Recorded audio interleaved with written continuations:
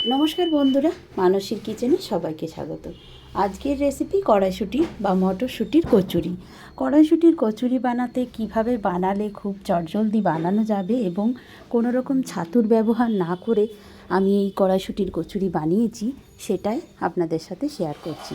দেখুন, এখানে কাঁচা সবুজ, একদম গাঢ় সবুজ দেখে টাটকা তাজা মটরশুঁটি নিয়েছি আমি। এরকম যদি টাটকা মটরশুঁটি কচুরির জন্য আনা হয় তাহলে কচুরির টেস্টটা বেশি ভালো হয়। একটু বাসি মটরশুঁটিও কিন্তু মানে কয়েকদিনের তোলা সেরকম মটরশুঁটিও বাজারে বিক্রি হয়, সেগুলো কিন্তু এত বেশি টেস্টি হয় না। এরকম যদি টাটকা কাঁচা দেখে মটরশুঁটি কিনে আনেন তবে কিন্তু আর একটু কচি দেখে, তাহলে মটরশুঁটিগুলোর টেস্ট খুব ভালো হয়। দেখুন, আমি 1 কিলো মটরশুঁটি এখানে ছাড়িয়ে রেখে দিয়েছি। এবার এগুলোকে পেস্ট করে নেব।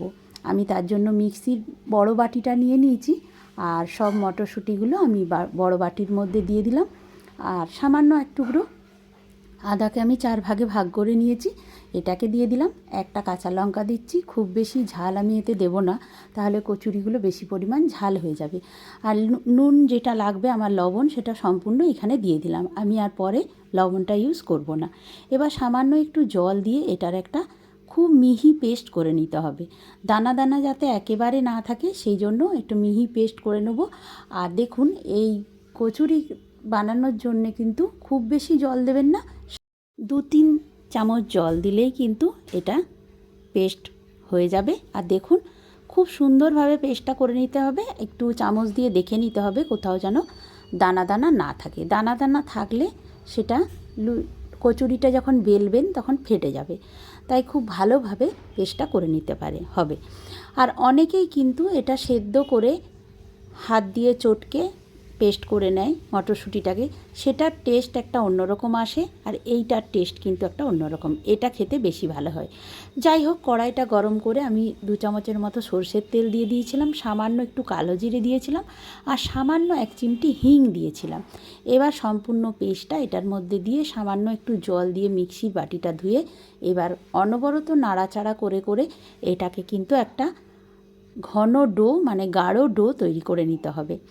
এখানে অনেকেই ছাতুর ব্যবহার করে থাকে, কিন্তু আমি এখানে কোনো রকম ছাতু বা অন্য কিছুই দেব না। সামান্য নুন দিয়েছি, আর সামান্য একটু দেব লঙ্কার গুঁড়ো আর হিং আর একটু কালো জিরে। এর বাইরে কিন্তু আমি কিছুই দেব না, এমনকি চিনিও এতে আমি দেব না। আর একটা ভাজা মশলা আমি এতে দেব। আর দেখুন, নাড়াচাড়া করতে করতে কিন্তু সম্পূর্ণ ডোটা একটা শক্ত আকারে চলে এসেছে, অনেকটাই ঘন হয়ে গেছে। আর যে ভাজা মশলার কথা বলেছিলাম সেটা লাস্টে দিয়ে একটু নাড়াচাড়া করে দেবো, তাহলে সুন্দর একটা গন্ধ আসে, খেতেও ভালো হয় কচুরিটা। আর কড়াই থেকে দেখুন একেবারে ছেড়ে যাচ্ছে। আর আমি এতে চিনির ব্যবহার করিনি, কারণ আমার কড়াইশুঁটিগুলো প্রচণ্ড পরিমাণ মিষ্টি ছিল, খুবই টেস্টি ছিল। এতে কিন্তু চিনির ব্যবহার করার প্রয়োজন নেই। যদি কড়াইশুঁটিগুলো আপনাদের মিষ্টি কম থাকে তাহলে একটু চিনি ব্যবহার করতে পারেন, চিনির। এবার দেখুন, সম্পূর্ণ ডোটা আমি পুরটা তুলে নিলাম একটা বাটিতে। আর কতটা ঘন হয়ে গেছে আপনারা দেখলেই বুঝতে পারবেন। এটা কিন্তু একটু সময় সাপেক্ষর ব্যাপার, একটু টাইম নিয়ে নাড়াচাড়া করেই এটাকে তৈরি করে নিতে হবে, তাহলেই ঘন হয়ে যাবে। আর দেখুন, আমি এবার ময়দাটা মাখার জন্য তৈরি হয়ে গেছি। আমি একটা বড় বাটি নিয়েছি, তার মধ্যে 800 থেকে 900 মতো ময়দা নিয়েছি। আর সামান্য পরিমাণ যতটা লবণ দিতে হবে সেই পর্যায়ে লবণটা দিয়ে দিলাম। লবণটা একটু বুঝে দিতে হবে, কারণ কড়াইশুঁটির যে পুরটা তৈরি করেছি তাতেও কিন্তু লবণ দেওয়া আছে, তাই খুব বেশি লবণ এতে দেওয়া যাবে না, তাহলে নুন পোড়া হয়ে যাবে কচুরিগুলো। আর লবণ দেওয়ার পরে আধ কাপের মতো, মানে হাফ কাপের মতো আমি দিয়ে দিলাম সাদা তেল ময়ামের জন্য। আর ময়াম দেওয়ার জন্য খুব ভালোভাবে শুকনো ময়দাটার মধ্যে আমি লবণ আর তেলটাকে খুব ভালো করে হাত দিয়ে মিশিয়ে নিয়ে, একটু ডোটা যাতে দেখলেন আপনারা শুকনো ময়দাগুলোকে এভাবে মুঠো করে ধরলে আটকে যাচ্ছে, সেরকম মুঠোর মতো হলেই তবেই বুঝবেন যে ময়ামটা ভালো হয়েছে। এবার অল্প অল্প জল দিয়ে দেখুন আমি একটা ডো তৈরি করে রেখে দিলাম। এবার ঢেকে রেখে দেবো আমি 1 ঘন্টার মতো। এটা একটু বেশিক্ষণ রাখলে ভালো হয়। আর এর ডোটা কিন্তু একটু শক্ত টাইপের করতে হবে, নরম যাতে একেবারে না হয়ে যায় সেদিকে খেয়াল রাখবেন, তাহলে পুরটা বেরিয়ে যাবে। আর নরম হয়ে গেলে কচুরিগুলো এতটা ভালো হবে না। আর 1 ঘন্টা পর আমি ফিরে এসে আরও হাত দিয়ে ঠেসে ঠেসে মেখে নিলাম। আর এবার ছোট ছোট লেচি করে আমি বাটির মতো শেপ দিয়ে দিচ্ছি। আর লেচিগুলো খুব বেশি লুচির মতো ছোট করা যাবে না, তার থেকে একটু বড় করতে হবে, কারণ পুর ভরা হবে, পুরটা না হলে বেরিয়ে যাবে। আর দেখুন এইভাবে আমি একটা বাটির মতো তৈরি করে নিলাম। আর এই মাঝখানে কিন্তু একটু তেল দিয়ে দিতে হবে, তাহলে পুরটা চট করে বেরিয়ে আসে না। আর দেখুন পুরটা আমি যে তৈরি করেছি, দেখুন নাড়ুর মতো পাকানো যাচ্ছে, কতটা শক্ত। এইভাবে তৈরি করলেই কিন্তু কোনো রকম ছাতুর ব্যবহার করতে হবে না, বা পুরটা বেরিয়ে আসার চান্স থাকে না। এবার মোড়ার উপরে নির্ভর করছে পুরটা বেরিয়ে আসার। পুর ভালোভাবে যদি মোড়াটা হয় তাহলে কিন্তু কোনো রকমেই যে পুরটা দেবেন সেটা কিন্তু বেরিয়ে আসবে না। আর এভাবে দেখুন একটা একটা করে আমি তেল মাখিয়ে পুরটাকে দিচ্ছি, তাহলে কচুরির গায়ে আটকে থাকবে পুরটা, কোনো রকমে বেরিয়ে আসার চান্স থাকবে না। এবার দেখুন এইভাবেই আমি একটা একটা করে সব লেচিগুলো তৈরি করে নিলাম। আর আপনারা ময়দাটা মাখার সময়, আমি কিন্তু ময়দা দিয়েই পুরোপুরি কচুরিগুলো বানাচ্ছি, আপনারা চাইলে কিন্তু এখানে আটারও ব্যবহার করতে পারেন। এখানে অর্ধেক আটা আর অর্ধেক ময়দা দিয়েও আপনারা বানাতে পারেন, আবার শুধু ময়দা দিয়েও আমার মতো বানাতে পারেন।